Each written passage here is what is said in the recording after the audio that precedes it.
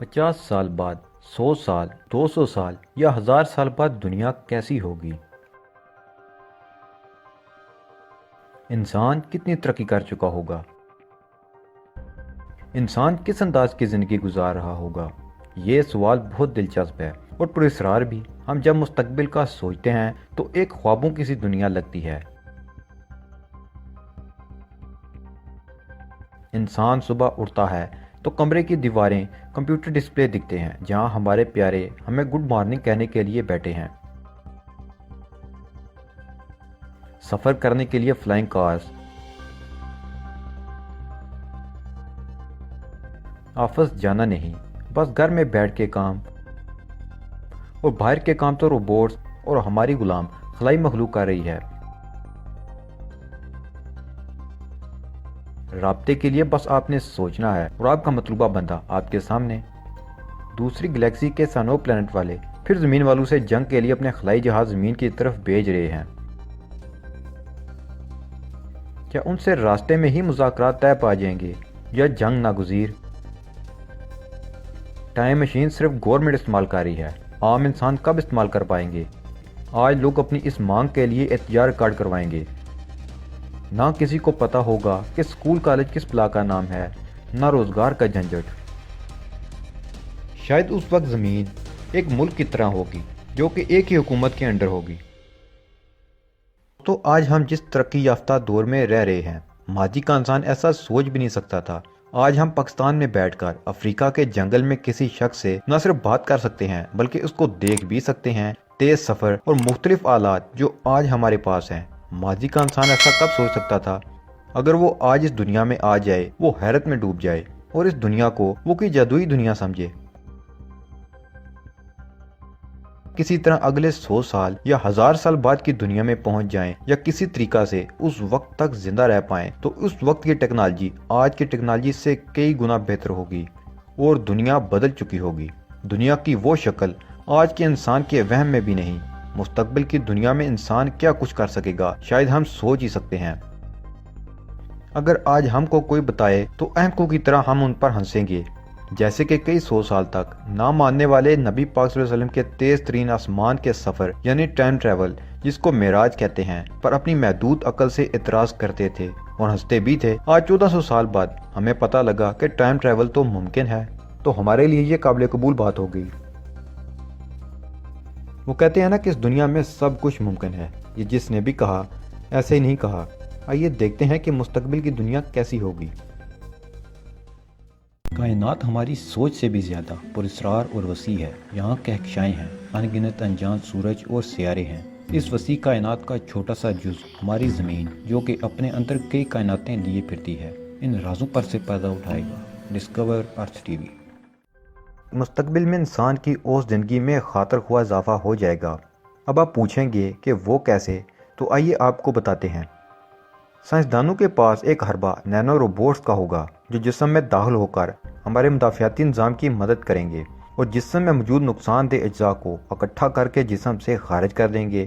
اس سے کینسر، دل کی بیماریاں اور بہت سے دوسرے عارضوں کا کلا کما ہو جائے گا اور بڑھاپا ایک قصہ پارینہ بن جائے گا، یعنی انسان امر ہو جائے گا۔ انسانوں کی اکثریت موت سے نجات چاہتی ہے اور اگلے 1000 سال میں موت سے نجات ممکن ہو جائے گی۔ کیا ایسا نینو ٹیکنالوجی کی وجہ سے ہوگا، بایو ٹیکنالوجی کی وجہ سے، یا انسانوں اور مشینوں کے ملاپ سے؟ اس سوال کا جواب زیادہ اہم نہیں ہے۔ 18ویں صدی عیسوی میں انسان کی اوسط عمر صرف 37 سال تھی۔ اس وقت انسان کی اوسط عمر 79 سال ہے۔ اب یہ ہم پر منحصر ہے کہ ہم اس اوسط کو مسلسل بڑھانا چاہتے ہیں یا سرے سے موت کے وجود کو ختم کرنا چاہتے ہیں۔ لیکن کیا ہم ہمیشہ کے لیے زندہ رہنا چاہتے ہیں؟ کیا مستقبل کے انسانوں کو ان کی مرضی کے خلاف بھی ہمیشہ زندہ رہنا پڑے گا؟ یقیناً ہر ذی روح کو موت کا ذائقہ تو چکھنا ہی ہے۔ یہاں ہم زندگی کو بہت طویل کرنے کی بات کر رہے ہیں۔ مستقبل میں لامحدود اور صاف ستھری توانائی میسر ہوگی جس سے ماحول آلودہ نہیں ہوگا۔ اگر کوئی آلودگی ہوگی بھی تو نینو روبوٹس اس آلودگی کو فضا اور پانی سے نکال کر انہیں صاف کر دیں گے۔ یہی نینو روبوٹس شمسی توانائی کو بھی سٹور کریں گے۔ ہماری زمین پر جو مسائل اس وقت موجود ہیں، انہیں حل کرنے کے لیے جلد سے جلد نینو روبوٹس کی ایجاد ممکن بنانا ضروری ہے۔ دوستو، یہ بھی ممکن ہے کہ مستقبل میں ہمیں زمین کو چھوڑ کر خلا میں جانا پڑے۔ اس بات کا امکان موجود ہے کہ کسی قدرتی آفت کی وجہ سے زمین تباہ ہو جائے یا ہم اپنی عاقبت نااندیشی کی وجہ سے زمین کے تمام وسائل ختم کر دیں۔ اگر ایسا ہو گیا تو ہمیں اپنے لیے کوئی نیا گھر تلاش کرنا ہوگا۔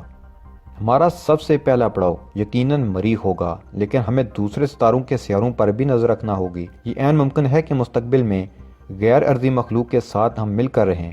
کچھ لوگ تو یہ بھی کہتے ہیں کہ غیر ارضی مخلوق یعنی ایلینز اس دنیا پر پہلے سے ہی آباد ہیں اور وہ انسانوں کے بیچ رہ رہے ہیں۔ 2030 تک آپ کا کمپیوٹر اس قابل ہو جائے گا کہ وہ انسان کی طرح سوچ سکے، یعنی ایسے روبوٹ ایجاد ہو جائیں گے جو انسان کی طرح باشعور ہوں گے۔ چین میں تو ایسے روبوٹ گڑیا بننا شروع ہو گئی ہیں جن سے شادی کی جا سکے، اور چائنیز اس میں اس لیے زیادہ دلچسپی لے رہے ہیں کہ وہ آپ کی اپنی مرضی کی بیوی ہوگی، جیسا آپ چاہیں گے، 100% ویسی۔ اس طرح اگلے 10 سال میں ایسے سوٹ بھی ایجاد ہو جائیں گے جو آپ کو اسپائڈر مین، سپر مین جیسی طاقت فراہم کر سکیں۔ مستقبل میں ہم زمین پر ہی ایلینز اور مشینی انسانوں کے ساتھ رہ رہے ہوں گے۔ اس بات کا امکان بہت زیادہ ہے کہ مستقبل میں ہمارے ہمسائے ہمارے ہی ڈیزائن کردہ ذہین روبوٹس ہوں۔ مصنوعی ذہانت جس تیز رفتاری سے ترقی کر رہی ہے، اس سے ظاہر ہوتا ہے کہ ہمارا مستقبل نہ صرف تابناک ہوگا بلکہ انتہائی دلچسپ بھی ہوگا۔ ہمارے مستقبل میں نہ صرف بہتر ٹیکنالوجی ہے بلکہ انسان اور مشین کا ایک ہو جانا بھی ہے۔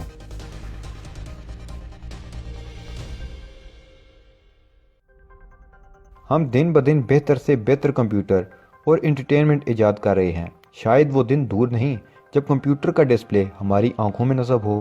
انسان اور مشین کا سنگم اتنا خوفناک نہیں جتنا سائنس فکشن کی فلموں میں دکھلایا جاتا ہے۔ مستقبل کی کاریں زمین پر نہیں بلکہ ہوا میں اڑیں گی، جس میں آئل کی جگہ ایسا فیول استعمال ہوگا جو کہ ہمیں نظر بھی نہیں آئے گا، جیسا کہ ہوا، فرکشن کی فورس، انسانی جسم کی حرارت وغیرہ۔ مستقبل میں عمارتیں بہت بلند ہوں گی اور ہوا میں معلق شہر بھی بسائے جائیں گے۔ چاند پر انسانی آبادیاں قائم ہو جائیں گی اور مریخ پر بھی انسانی بستیاں۔ مستقبل میں اسپیس کا سفر بھی اسی طرح آسان ہو جائے گا جس طرح آج کل ایک شہر سے دوسرے شہر جانا۔ اگر ہم اسپیس میں لمبے عرصے کے لیے رہنا چاہتے ہیں تو ہمیں کچھ تکنیکی مشکلات پر نظر رکھنا ہوگی اور بے وزنی کی کیفیت کے انسانی جسم پر اثرات کو بھی سمجھنا ہوگا۔ دوستو، انسان کے ڈی این اے میں مناسب تبدیلی سے ان میں سے کچھ مسائل کو حل کیا جا سکے گا۔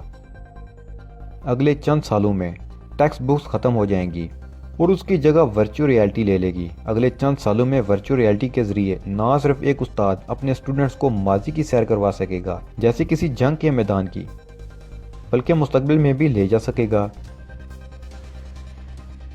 آپ اپنی امیجنری ورلڈ تخلیق کر سکیں گے۔ 2045 تک امکان ہے اب میٹرکس کی جیسی دنیا میں رہ رہے ہوں گے کہ اس وقت تک یہ ممکن ہو جائے گا کہ انسانی ذہن کو کمپیوٹر کے ساتھ لنک کر دیا جائے اور انسان پارٹ ٹائم کمپیوٹر یا مشین بن جائے۔ اگلے کچھ ہی سالوں میں انسان اپنے کمپیوٹر پر بیٹھ کر اپنی گاڑی اور گھر ڈیزائن کرے گا اور بڑی بڑی 3D پرنٹنگ مشین سے انہیں نکال کر استعمال کرے گا۔ 2025 تک اسمارٹ فون ختم ہو جائے گا اور اگر آپ کے پاس ہوا تو لوگ آپ پر ہنسیں گے۔ ان کی جگہ چھوٹی چھوٹی بریسلیٹ لے لیں گی جو اسمارٹ فون کا کام کریں گے۔ اگلے 10 سالوں میں گاڑیاں خود سے چلنا شروع ہو جائیں گی اور دو مختلف زبان جاننے والے ایک دوسرے کی بات مکمل طور پر سمجھنے کی صلاحیت رکھتے ہوں گے۔ جس طرح گلوبل وارمنگ بڑھ رہی ہے، اگلے 100 سال تک یہی صورتحال رہی تو سمندر کی سطح 3 فٹ تک بلند ہو جائے گی، جس کی وجہ سے بہت سے چھوٹے ممالک صفحہ ہستی سے مٹ چکے ہوں گے۔ لیکن اس کے بعد زمین پر ایک ایسا دور بھی آ سکتا ہے جب زمین ٹھنڈی ہونا شروع ہو اور ہر طرف برف ہی برف، جیسا کہ کئی ہزار سال قبل ایسا ہو چکا ہے۔ آج کی تاریخ میں دنیا کا ایک حصہ علم حاصل کر کے نئی ٹیکنالوجی بنا رہا ہے اور اس چھوٹی سی زمین سے نکل کر کائنات کے رازوں کو پانے کی کوشش کر رہا ہے، اور جس نے ہمیں بنایا اور اس زمین پر بھیجا اس کو اور اس کی بنائی گئی کائنات کو سمجھنے کی کوشش کر رہا ہے۔ اور دوسری طرف ایک حصہ ایسا بھی ہے جو جہالت کو گلے لگائے ہوئے ہے، نئی ٹیکنالوجی سے مستفید بھی ہوتا ہے اور پھر ڈٹائی کے ساتھ اس علم اور جستجو کی مخالفت بھی۔ ہمارے انجینئر، ہمارے پروگرامر جس نے ہمیں اور اس کائنات کو ڈیزائن کیا اور پھر اس زمین پر بھیجا، اس نے بارہا ہمیں حکم دیا کہ علم حاصل کرو اور غور کرو، دنیا میں گھوم پھر کے غور کرو۔